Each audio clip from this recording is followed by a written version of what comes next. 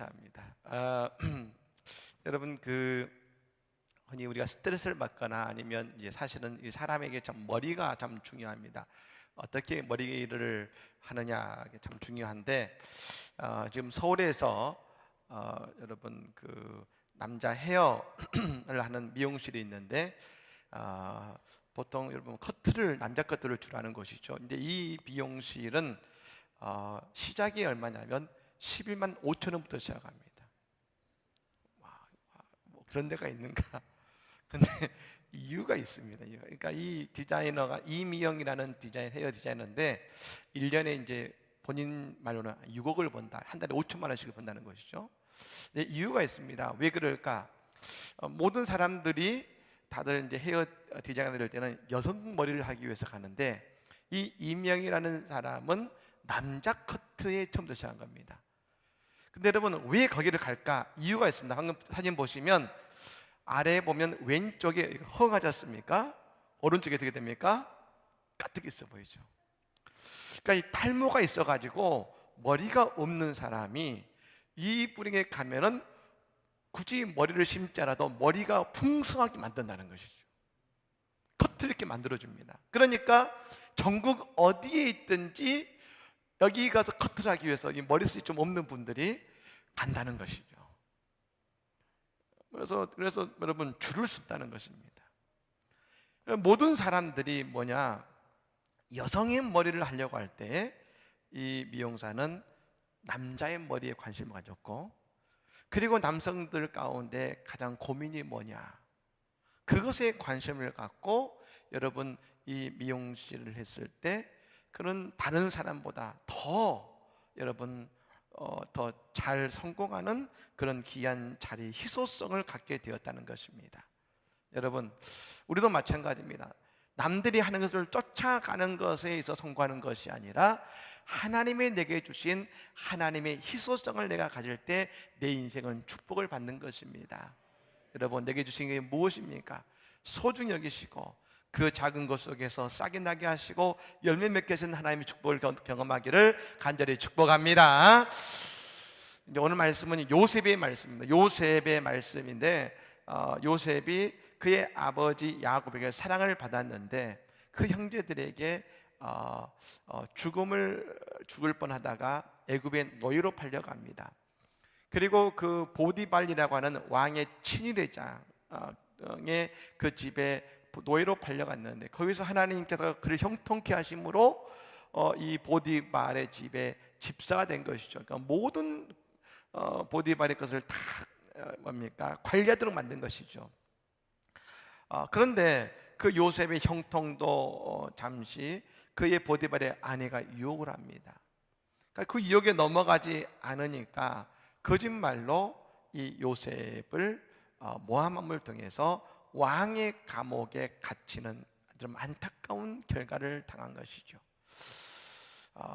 그럼에도 불구하고 여러분 요셉의 그 은혜는 여전히 있다라는 것을 우리가 이 말씀을 통해 보고 있는 것입니다. 첫 번째, 그럼 오늘 말씀 속에서 저는 오늘 말씀을 쭉 보는 가운데 참 이 구절이 은혜가 되었습니다. 한번 따라 볼까요? 여호와께서 요셉과 함께 하심으로. 예. 우리가 살다 보면 인생에 여러분 어려움과 고난이 닥칠 때가 있습니다. 근데 참 신기하게도 고난은 여러분 연달아 올 때가 참 많습니다. 그냥 한번 오고 좀 이렇게 텀을 갖다가 더 어려움이 오면 좋을 것 같은데, 견딜만 할 것 같은데 한번 어려움이 오면 계속해서 연달아 오는 경우도 참 많은 것 같습니다. 마치 여러분 지금 아시안 게임을 합니다만 허들 경기 있지 않습니까? 허들을 하나를 뛰어넘었는데 그 다음에 또 장애물이 있는 것처럼 계속해서 그런 장애물이 있는 우리의 그런 시간이 있을 때가 있습니다. 여러분 만일 요셉에게 처음부터 하나님께서 말입니다. 너는 애굽의 총리 대신이 될 거야. 이 길이 그 길이야 라고 했으면 견디기 쉬웠을 거 아니겠습니까? 그런데 하나님은 그런 말씀이 없으세요. 오늘 우리가 당하는 인생의 고난 속에서도 우리는 마음으로 알죠. 하나님이 내 인생을 잘 되게 하시기 위해서 우리를 인도하시는 거야. 알지만 하나님이 구체적으로 내가 너를 어느 자리에 어떻게 하기 위해서 지금 이 길로 이끌고 있어 라고 하면 편할 것 같은데 하나님은 그런 말씀 안 해주세요. 결과를 알면 좀 편할 것 같은데 말입니다. 근데 여러분, 그러므로 오늘 특별히 인생의 고난 속에 있는 분들에게 오늘 이 말씀이 은혜가 되기를 간절히 원합니다. 여러분, 오늘 본문 2절 말씀 다시 한번 읽어보겠습니다. 2절 말씀입니다. 읽겠습니다.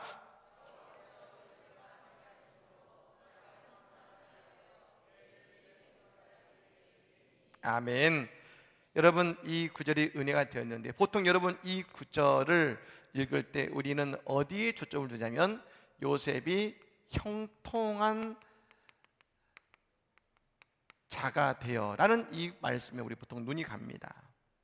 근데 여러분, 저는 그 앞에 있는 이 구절이 있죠. 여호와께서 요셉과 함께 하심으로 라는 구절이 더 은혜가 되었습니다. 저는 이것을 이렇게 읽었습니다. 여호와께서 양 목사와 함께 하심으로. 여러분, 오늘 나의 이름을 넣어서 한번 읽어볼까요? 시작. 여호와께서 양 목사와 함께 하심으로. 아멘. 이 말씀이에요.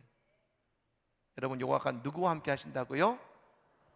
나와 함께 하시는. 나와. 근데 여러분, 이게 중요합니다. 나와 함께 하시는데 지금 여호와 하나님이 어디 계십니까? 왕궁이에요? 천국이에요? 아니요. 지금 하나님은 요셉과 함께 하시는데 요셉의 노예의 자리에 함께 계시다는 겁니다. 이게 중요한 거예요. 하나님은 멀리서 요셉을 그냥 바라보면서 그래 잘 견뎌라 요셉아 한 것이 아니라 지금 요셉이 노예의 자리에 있는 그 자리에 하나님이 함께 계시다는 거예요. 이것은 뭡니까? 오늘 내 인생의 고난의 자리에 있을 때 하나님은 잘 견뎌봐 하시는 것이 아니라 오늘 내 고난의 그 고통의 자리에 하나님은 함께 계신다는 겁니다. 여러분, 나중에 요셉이 어디에 갑니까? 그가 다시 감옥에 가죠. 근데 하나님이 또 말씀하시죠. 여호와께서 요셉과 함께 하심으로. 어디에 계십니까? 감옥에 같이 계시다는 거예요. 감옥에 하나님이 같이 계시다. 여러분, 그렇습니다. 하나님 왜 나를 노예로 나를 감옥으로 보내셨습니까? 그것은 여러분, 하나님께서 그것을 이렇게 힘들게 만드신 것이 아니라 하나님 그때 내게 주시는 은혜가 있습니다. 바로 나와 함께 하시는 은혜인 것입니다. 바울이 이런 고백을 했습니다. 빌립보서 4장 11절부터 13절까지의 말씀입니다. 같이 한번 읽어볼까요? 읽겠습니다. 내가 궁핍함으로 말하는 것이 아니니라 어떠한 형편이든지 나는 자족하기를 배웠노니 나는 비천에 처할 줄도 알고 풍부에 처할 줄도 알아. 모든 일 곧 배부름과 배고픔과 풍부와 궁핍에도 처할 줄 아는 일치의 비결을 배웠노라. 내게 능력 주신 자라에서 내가 모든 것을 할 수 있느니라. 아멘. 바울은 말하죠. 내가 궁핍하거나 그리고 말하는 것이 아니라 어떤 형편인지 나는 자족하기를 배웠다. 근데 왜 자족할 수 있었느냐? 내게 능력 주시는 자 안에서, 나와 함께 하시는 하나님 안에 있을 때 나는 모든 것을 만족할 수 있었고 자족할 수 있었다. 그것이 어디든지 말입니다. 여러분, 천국 가고 싶으시죠?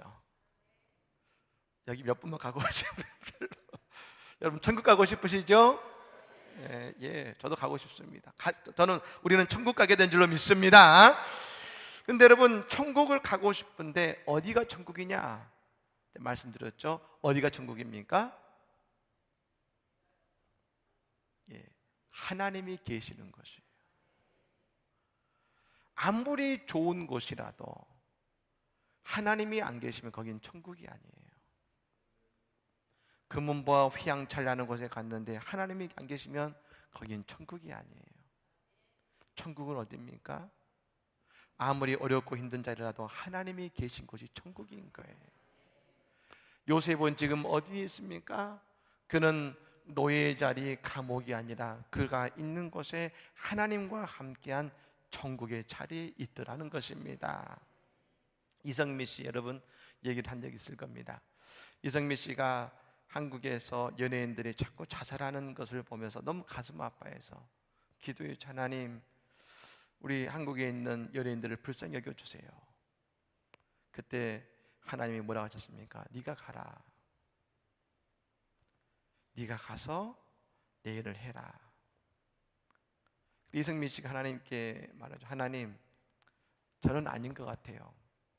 저는 그냥 이 캐나다에서 아이들 잘 키우고 섬기는 교회 잘 섬기는 것으로 하나님 그렇게 선교하겠습니다. 그때 하나님 뭐라고 하셨습니까? 이성미야, 성미야, 내가 없는 이 좋은 캐나다에 있을래? 아니면 나와 함께 한국에 갈래? 여러분, 하나님이 안 계신 캐나다는 아무리 좋아도 여러분 그곳이 좋은 곳이 아닙니다. 하나님과 함께한 그곳이 내게 은혜의 땅이고 축복의 땅이 되지 않겠습니까? 여러분, 우리가 있는 자리가 아무리 어렵고 힘든다 할지라도 하나님이 함께 계시는 그 자리가 형통의 자리요 축복의 자리임을 믿으시기를 바랍니다.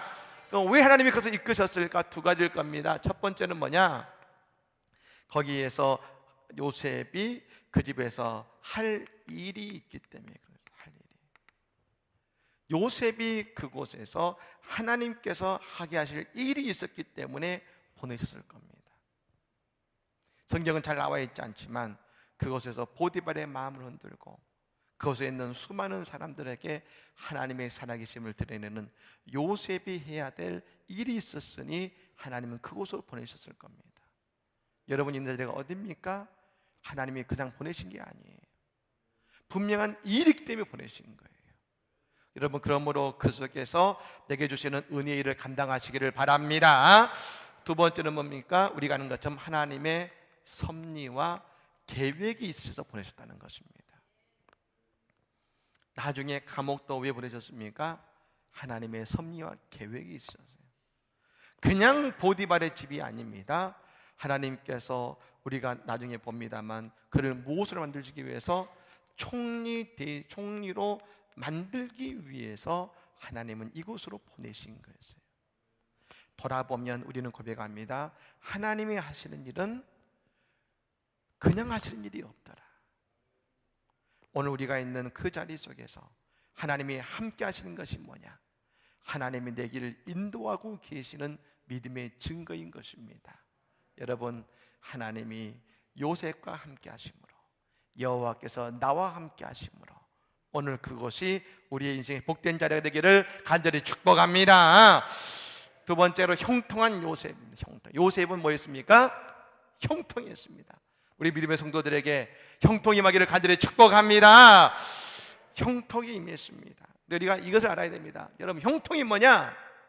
우리는 형통이 있으면 고난이 사라진다 생각합니다. 그게 형통이 아닙니다. 우리가 생각한 것처럼 형통이 고난이 사라진다면 어쩌면 요셉은 그가 그 노예의 자리에서 벗어나는 것을 우리는 형통이라 말할 겁니다. 근데 그것이 아니었어요. 하나님의 말씀한 형통은 뭡니까? 고난을 뚫고 이겨내는 겁니다. 고난을 뚫고 이겨내는 거예요. 전에도 그런 말씀 드린 적 있죠. 여러분, 시편 말씀에 보면 냇가에 심겨진 나무가 늘 푸르렀다겠습니다. 하나님 주시는 형통은 뭡니까? 냇가에 심겨진 나무가 늘 푸르름을 말하는 거예요.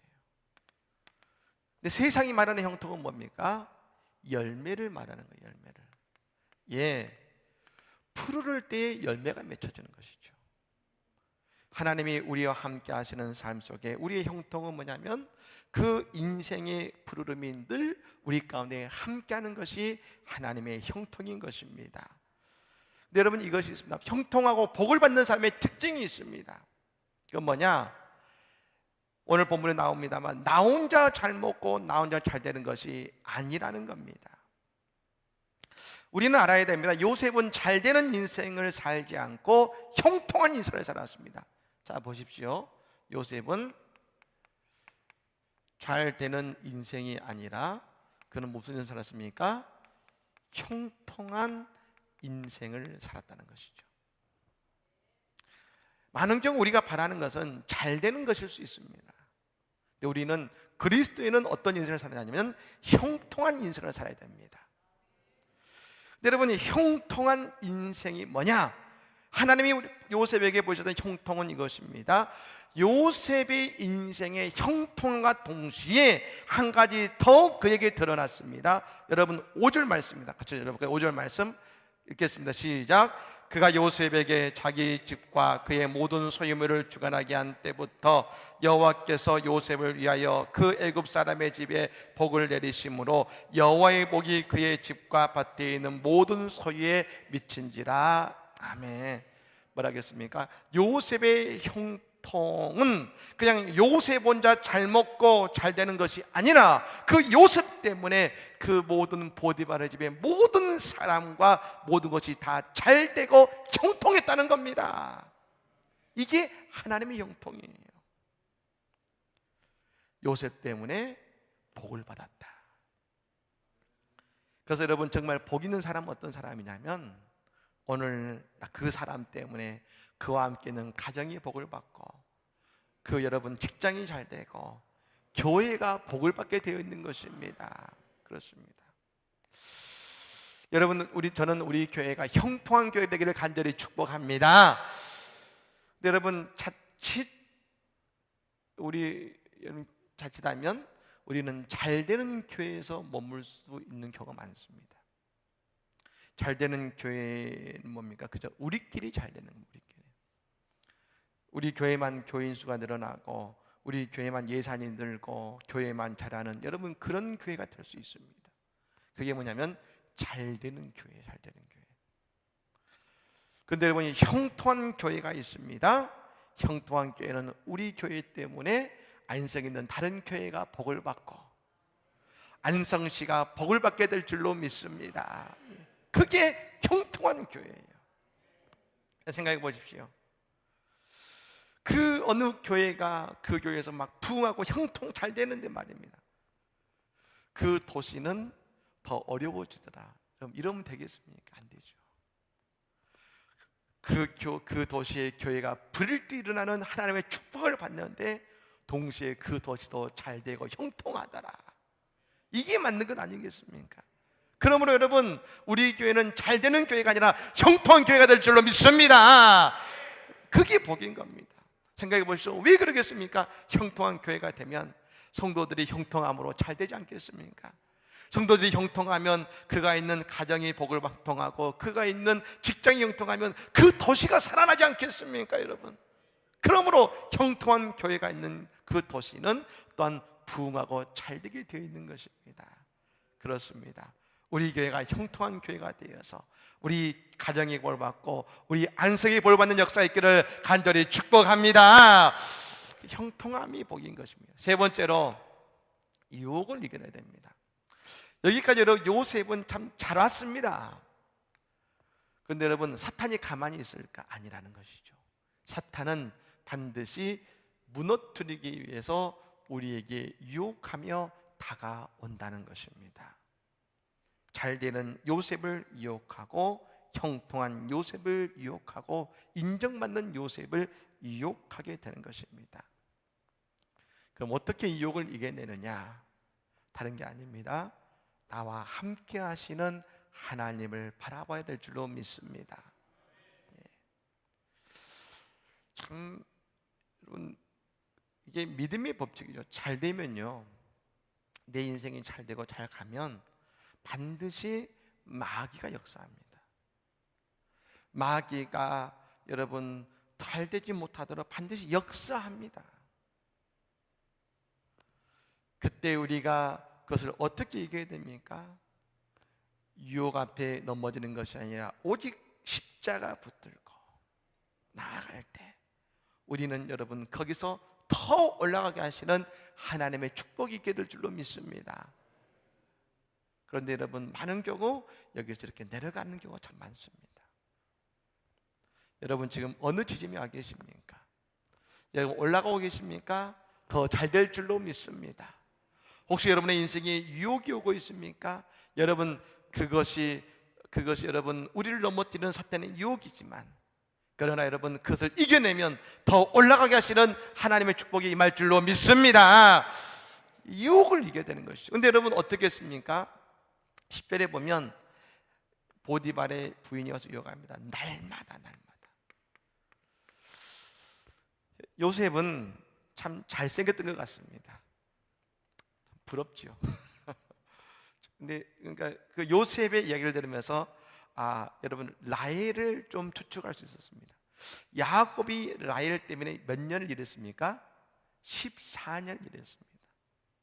정말 여기도 라헬 닮은 분이 참 많습니다. 우리 교회도 별 아멘이 안 나오는데 라헬 참 많으신데, 근데 여러분 그래서 했는데 그 라헬과 이 야곱을 통해 낳은 요셉이 자랐는데 정말 잘생겼던 것 같아요.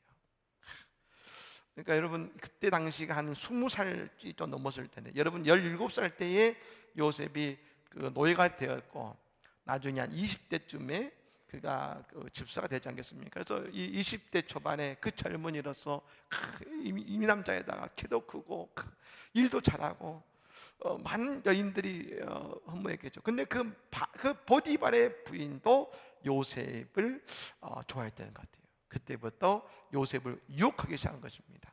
근데 어떻게 해요? 날마다 얼마나 좋아했으면 날마다. 여러분 유혹이 어떻게 옵니까? 날마다 옵니다. 우리 날마다. 근데 이 날마다 참 어려운 것이 뭐냐면, 내가 보기에 안 돼, 잘못돼서 죄야 라는 것도요, 날마다 접하면 어느 순간 사람이 무뎌집니다. 무뎌져요. 처음에는 절대 안 돼. 그런데 여러분 그것이 날마다 오면 무뎌져요. 마귀는 우리에게 그냥 우리를 유혹하지 않습니다. 넘어뜨리기 위해서 최선을 다합니다. 하나님의 사람을 무너뜨리기 위해서 최선을 다합니다. 날마다 역사합니다. 여러분, 그리고 우리는 어떻게 하나님을 섬겨야 됩니까? 날마다 믿음으로 나아가야 되는 것입니다. 왜 날마다 새벽에 기도해야 됩니까? 내가 하루도 기도하지 않으면, 하루도 하나님 앞에 무릎 꿇지 않으면 마귀가 날마다 내게 역사하니까요. 마귀는 날마다 역사하는데 우리가 일주일에 한 번 나와서 어떻게 그걸 다 이기겠습니까? 우리가 열심히 하나님을 섬기고 말씀 안에 거해야 되는 이유가 여기 있는 것이죠. 여러분, 우리도 주의 안에 거하면, 날마다 주 안에 거하면 마귀의 유혹을 이겨내게 될 줄로 믿습니다. 그러면 그것을 올라가는 거예요. 더 올라가는 것이죠. 그렇습니다. 나중에 보디발의 아내가 어떤 방법을 씁니까? 사람들을 집에서 다 내보냅니다. 요셉에 갔더니 아무도 없고 보디발의 아내와 둘만 있는 거예요. 보디발이가 유혹하죠. 근데 요셉이 어떻게 합니까? 도망갑니다. 옷을 벗어놓고 도망가죠. 어떻게 우리가 유혹을 이깁니까?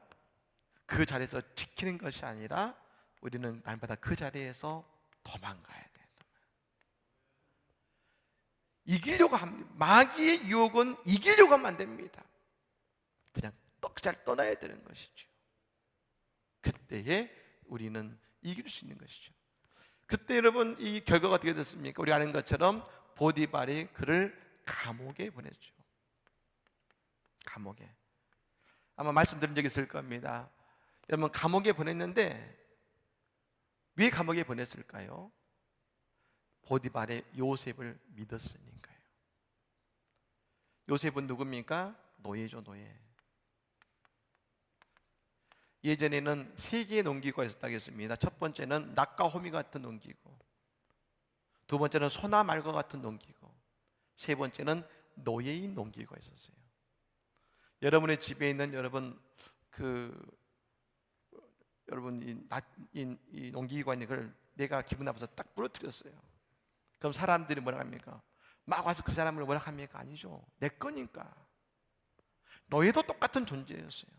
근데 그 노예가 아무리 잘났어도 내 아내를 범하려고 했을 때 여러분 그 가만두겠습니까? 바로 죽이죠. 그런데 그를 감옥에 보냈습니다. 왜요? 보디발은 요셉을 믿은 거예요. 요셉은 그런 일을 할 애가 아니다.